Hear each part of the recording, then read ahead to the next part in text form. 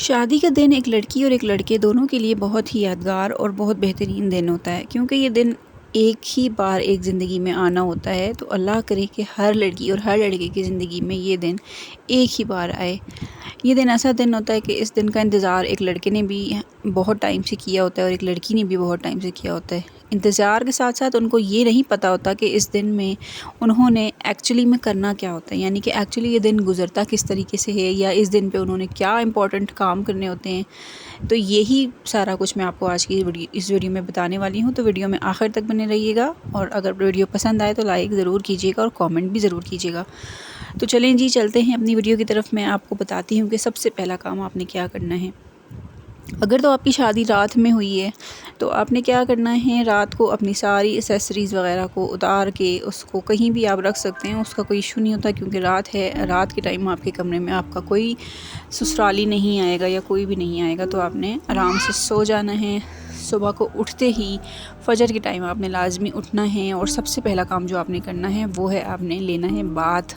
सबसे पहले आपने बाथ लेना है, उसके बाद आपने नमाज फ़जर अदा करनी है। नमाज को कभी भी मत छोड़ें। चाहे नमाज अदा करने के बाद आपने क्या करना है, सबसे पहले अपने बालों को ड्राई करना है। अगर तो आपके पास ड्रायर अवेलेबल है तो आप ड्रायर से अपने बालों को लाजमी ड्राई करें, ताकि किसी को भी इस बात का पता ना चले कि आपने अभी अभी बाथ लिया है और आपके बाल गीले किसी को भी नज़र नहीं आने चाहिए, क्योंकि इसका बहुत ज़्यादा बुरा इंप्रेशन पड़ता है और अगले बंदे को सोचने का मौका मिल जाता है।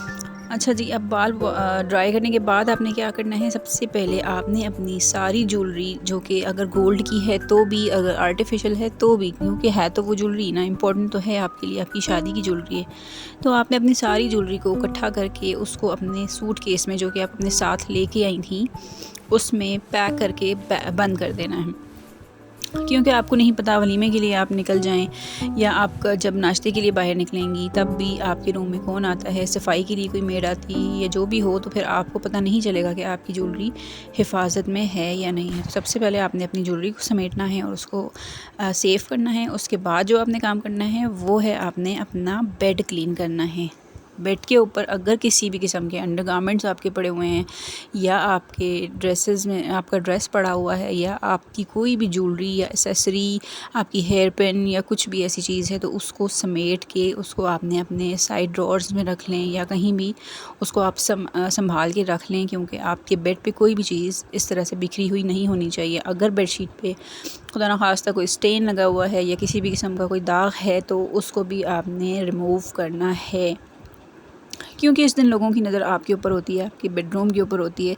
जैसे ही आप बेडरूम से निकलेंगी तो लोग जो आपके इन लॉज़ होंगे वो आपके रूम में आके आपके पूरे रूम का जायज़ा लेंगे। तो इसलिए आपने कोई भी ऐसी चीज़ नहीं छोड़नी है जिससे लोगों को बातें करने का मौका मिले। ठीक है जनाब, आपने अपना बेड भी क्लीन कर लिया है। अब आपने क्या करना है, अब आपने जल्दी से रेडी हो जाना है, इससे पहले कि आपके इन लॉज़ आके आपका दरवाज़ा तोड़ना शुरू कर दें और आपको बाहर से आवाज़ें लगाना शुरू कर दें कि अच्छा। अब आपने रेडी किस तरह होना है, आपने कोई बहुत ही अच्छा सा, बहुत ज़्यादा सेमी फॉर्मल सा कोई ड्रेस निकालना है, यानी कि बहुत ज़्यादा हैवी भी नहीं होना चाहिए क्योंकि आपने रात को बहुत हैवी जोड़ा पहना था, और बहुत ज़्यादा सिंपल भी नहीं होना चाहिए क्योंकि इट्स योर फर्स्ट डे। तो आपने बहुत ज़्यादा सेमी फॉर्मल सा कोई ड्रेस निकालना है, उसके साथ की मैचिंग ज्वेलरी पहननी है। बालों को आपने बहुत ज़्यादा स्टाइलिंग नहीं करनी, क्योंकि ऑलरेडी आपके बालों पे रात को बहुत स्टाइलिंग हुई हुई थी। बालों को आप हाफ़ कैचर लगा के स्टाइल कर सकती हैं, या फिर आप उसको लूज़ जो है वो छोड़ सकती हैं। अगर कोई ट्रीटमेंट हुआ है तो आप उसको इसी तरह खुला भी छोड़ सकती हैं, वो उस तरह भी बहुत प्यारे लगते हैं ड्राई होने के बाद। तो इस तरीके से आपने सिंपल सा रेडी होना है, बहुत ज़्यादा हैवी रेडी नहीं होना, क्योंकि अगर तो उसी दिन आपका वलीमा है तो फिर आपको बहुत ओवर सा लगता है कि बंदा अगर बहुत ज़्यादा रेडी हो जाए उस दिन। फिर आपने क्या करना है कि उस दिन आपने सबसे पहले अपने हस्बैंड को कमांड देनी है कि वो दरवाज़ा खोलें। आपने ख़ुद दरवाज़ा हरगिज़ नहीं खोलना, क्योंकि इससे बैड इंप्रेशन पड़ता है। जो बाहर इंतज़ार में होते हैं उन्होंने आपकी हर चीज़ पर नज़र रखी हुई होती है कि आप किस तरह रूम से निकली हैं, आपने किस तरह से लोगों को आके, जितने भी लोग बाहर आपकी जो फुप्पो सास होती हैं, जो आपकी सास होती हैं, ससुर होते हैं, और बाकी जो उनके रिश्तेदार होते हैं, वो लोग इसी इंतज़ार में बैठे होते हैं कि आप किस तरह उनसे मिलती हैं, उनको किस तरह सलाम करती हैं, और ये सारी चीज़ें आपकी नोट की जा रही होती हैं। तो आपने बहुत ज़्यादा मुहतात रहना होता है उस दिन, सबसे पहले तो आपने जब बाहर निकलना है रूम से तो आपके सर पे दुपट्टा लाजमी होना चाहिए है पहले दिन। अगर तो आप हिजाब करती हैं तो बहुत ही परफेक्ट है, और अगर आप नहीं करती तो आपने अपने सर पे दुपट्टा रखना ज़रूर है।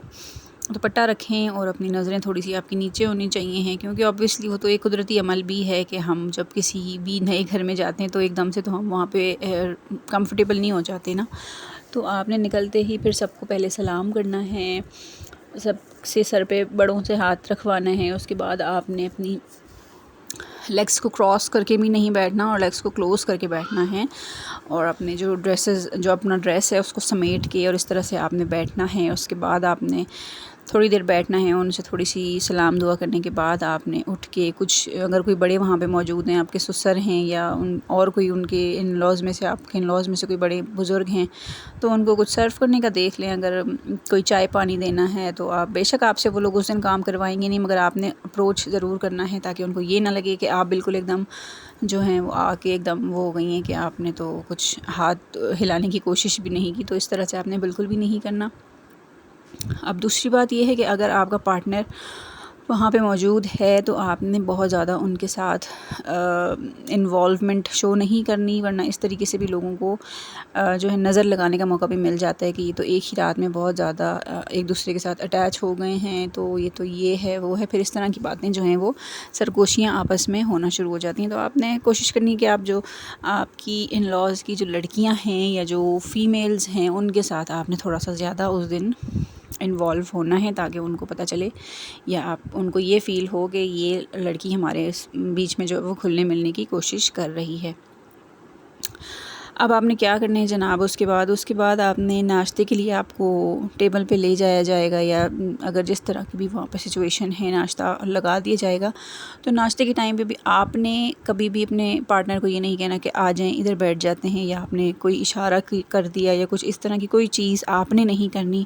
अगर आपके पार्टनर की तरफ से ऐसा कुछ होता है कि वो आपको बोल दें कि इधर आके बैठ जाएँ या आप यहाँ बैठें, या आपके इन लॉज़ आपको कहते हैं कि आप दोनों साथ में बैठें, तो वो एक अलग बात है, फिर वो एक अलग सिचुएशन है। और अगर वो आपको इस तरह से कहते हैं तो फिर आपने इसी तरह से बैठ जाना है उनके पास जाके, और फिर आपने नाश्ता करना है। नाश्ते करने के बाद आपने बर्तन उठाने में हेल्प करनी है, अगर हाउस हेल्प है उनकी, अगर जो भी आप बर्तन शर्तन दस्तरखान वगैरह उठा रहे हैं तो उनके साथ आपने भी थोड़ी बहुत हेल्प करवा देनी है।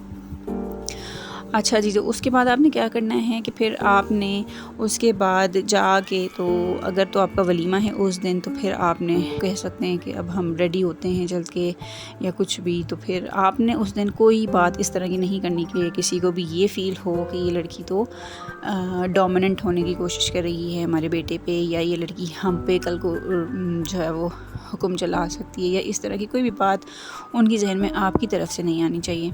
अच्छा जी, तो अब लास्ट में बात कर लेते हैं सबसे इम्पॉर्टेंट चीज़ के बारे में, जो कि है कि आपने अपने इन लॉज़ में से नेक्स्ट मॉर्निंग किसी भी बंदे से, चाहे वो आपसे कितना ही फ्रैंक होने की कोशिश क्यों ना करे, या वो आपको कितना भी बातों में लगा के तो बटरिंग करके आपसे पूछने की कोशिश क्यों ना करे कि आपकी रात किस तरह की गुजरी, तो क्या हुआ क्या नहीं हुआ, ये आपने कभी भी किसी को भी डिस्क्लोज़ नहीं करना। इससे क्या होता है कि एक तो लोग अंदाज़े लगाना शुरू कर देते हैं, और दूसरा नज़र का भी बहुत ज़्यादा हाथ होता है। तो आपने, और फिर एक शर्म या पर्दा भी कह सकते हैं, वो चीज़ एक अलग होती है। तो आपने कभी भी किसी को भी ये चीज़ नहीं बतानी, चाहे आपने ढके छुपे अल्फाज में आपने बताना हो या आपने खुल के बताना हो, आपने कुछ भी किसी से भी डिस्कस नहीं करना। अब ये चीज़ आपने, या ये सिचुएशन आपने कैसे टैकल करनी है, इसको आपने पहले से सोच के रखना है कि अगर किसी ने आपसे कोई भी सवाल किया तो आप उसको किस तरह से टैकल करेंगी।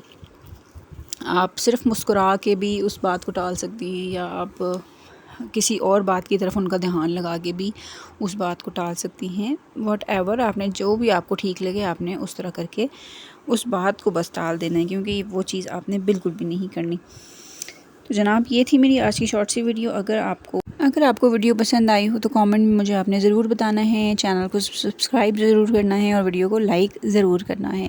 मिलते हैं अगली वीडियो में, तब तक के लिए अपना ख्याल रखिएगा। अल्लाह हाफिज़।